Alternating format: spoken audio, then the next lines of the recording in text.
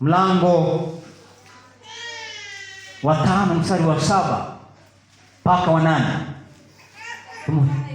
Asante. Yes. Naam. Amen. Basi jisafisheni, mkaitoe ile chachu ya kale, hii kimaanisha dhambi, mpate kuwa donge jipya,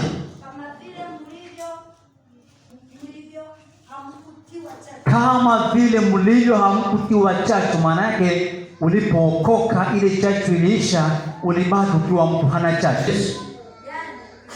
Yes. Basi na tuifanye karamu ya usherehe, si kwa chachu ya kale, tusiambatanishe tena dhambi, wala kwa chachu ya uovu na uongo na ubaya, bali leo tuna karamu. Sema karamu.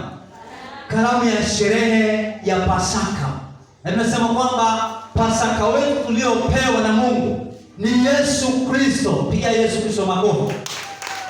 Yesu ndiye amekuwa Pasaka yetu. Yesu ndiye chakula chetu. Yesu anaweza kuwa chakula cha roho, lakini pia anaweza kuwa chakula cha mwili. Amen.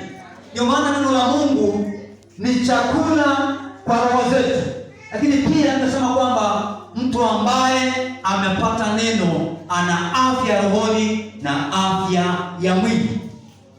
Kwa hiyo Pasaka wetu tumekwisha kupewa, na ili tuweze kula Pasaka hii inasema kwamba tusifanye karamu kwa mambo yaliyochachika. Hii kimaanisha kama kuna mtu mwenye makosa atapata